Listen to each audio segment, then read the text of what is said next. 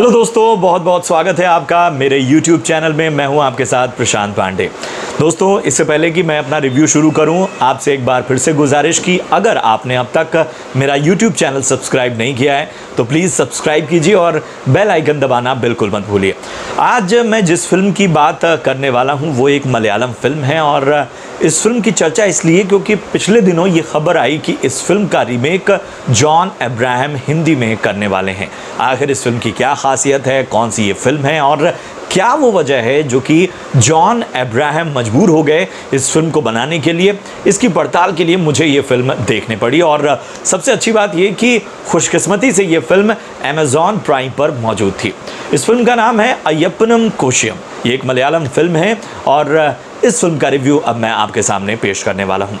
इस फिल्म की अगर कहानी का मूल आधार देखूं और इसकी अगर हम बात करें कि ये आखिर कहना क्या चाहती है, तो दरअसल एक लाइन में यही कहूं तो ये कहानी है ऐसे दो लोगों की जो ये इस्टेब्लिश करती है इस कहानी के ज़रिए कि कैसे दो लोगों का ईगो, उनका टकराव, उनका संघर्ष एक सामान्य सी घटना जिसे बहुत ही अच्छे से मैच्योरिटी के साथ वो हैंडल कर सकते थे और बात ख़त्म हो सकती थी, उसको एक बहुत ही भयानक मोड़ तक ले जाते हैं और किस तरह से ये टकराव बहुत ही ज़्यादा इंटेंस हो जाता है जो कि दोनों की ज़िंदगियों को प्रभावित करता है। बस यही इस कहानी का एक तरह से जिस्ट है और इसका एक निचोड़ निकल कर सामने आता है।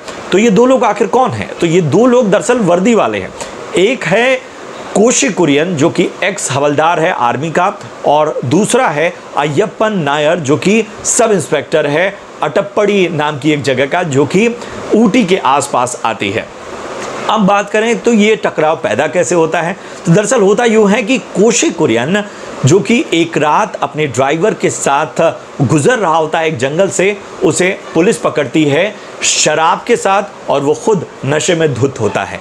ये अपराध इसलिए भी ज़्यादा गंभीर होता है क्योंकि वो एक तो पुलिस के काम में बाधा डालता है, एरोगेंस दिखाता है और इसके साथ ही वो पूरा इलाका शराब से प्रतिबंधित होता है। और चूंकि एक वर्दी वाला जो कि आर्मी में रह चुका है, एक्स हवलदार रहा है, और वो जब इस तरह से कानून तोड़ता है तो मामला गंभीर हो जाता है।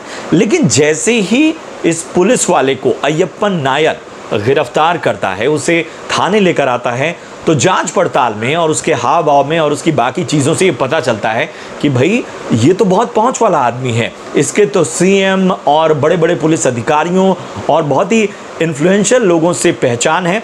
तो उच्चाधिकारियों से अय्यप्पन नायर को ये संकेत मिलते हैं कि सुबह तक इस पूरे मामले को संभाल कर रखा जाए और उसके साथ थोड़ी नरमी से पेश आया जाए, उसे लॉकअप में ना डाला जाए।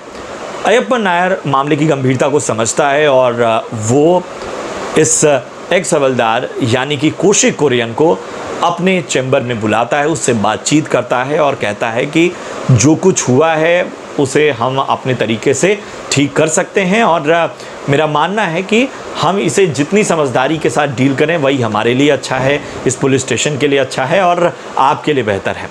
लेकिन यही ईगो टकरा जाता है कोशी कुरियन का और वो ईगो इस पूरे पुलिस स्टेशन में वो एक ऐसी घटना को अंजाम देता है, एक ऐसी हरकत करता है जो कि इस पूरी कहानी को एक नया मोड़ देता है। आखिर ऐसी क्या बात वो करता है और किस तरह से अय्यप्पन नायर और कोशी कुरियन का टकराव एक भयानक मोड़ की ओर पहुंचता है जो दोनों की ज़िंदगियों को प्रभावित करता है, यही कहानी है इस पूरी फिल्म की। और इसके आगे मैं नहीं बता सकता क्योंकि फिल्म का मज़ा किरकिरा हो जाएगा, उसके लिए आपको फिल्म देखनी होगी।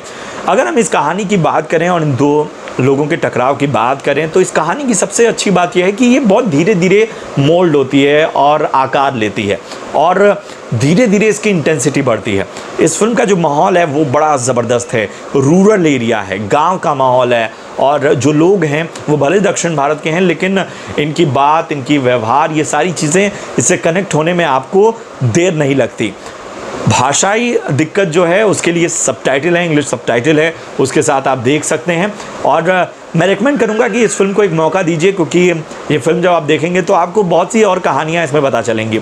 अगर एक्टिंग की बात करूं तो सबसे पहले बात करूंगा मैं ख़ास तौर पे पृथ्वीराज की, जो कि कोशी कुरियन के किरदार में है। इस किरदार का जो एरोगेंस है वो उसका सबसे अहम पॉइंट है और इस एरोगेंस को ज़बरदस्त कैरी किया है पृथ्वीराज ने। उन्होंने एक तो ये व्यक्ति आधे टाइम नशे में रहता है और उसकी अपनी अकड़ है, क्योंकि एक वेल्दी फैमिली से है और बड़े बड़े लोगों तक उसकी पहुंच है, तो वो अपनी अकड़ में पूरी तरह से धुत है। और चूंकि नशे में है तो वो चेहरे पे उसका हाव भाव, उसके चलने बोलने, इसको बहुत ही बेहतर ढंग से, बहुत ही खूबसूरती से उन्होंने पेश किया है। लेकिन इस फिल्म में अगर किसी ने मेरा दिल जीत लिया है तो वो हैं बीजू मेनन, जो कि अय्यप्पन नायर के किरदार में है। ये किरदार ज़्यादा बोलता नहीं है, बहुत बैलेंस है अपनी लाइफ में, और अपने जो रिएक्शंस हैं उसके बहुत सब्टल हैं, बहुत इनमें एक बैलेंस है। लेकिन अंदर अंदर इसके एक समंदर फूट पड़ा है। ये बहुत सी चीज़ों को खून का घूंट पीकर सह लेता है, लेकिन जब ये व्यक्ति फूटता है, जब इसका ज्वाला फूटता है, तब ये इसका रूप देखना वाकई। और इसमें भी वो अपनी जो गरिमा है, अपना जो उसका रवैया है, वो नहीं छोड़ रहा है, वो उसको बना कर रखा हुआ। और इस किरदार की यही सबसे खूबसूरती है, और जब आप देखेंगे तो आपको भी इस किरदार से मोहब्बत हो जाएगी।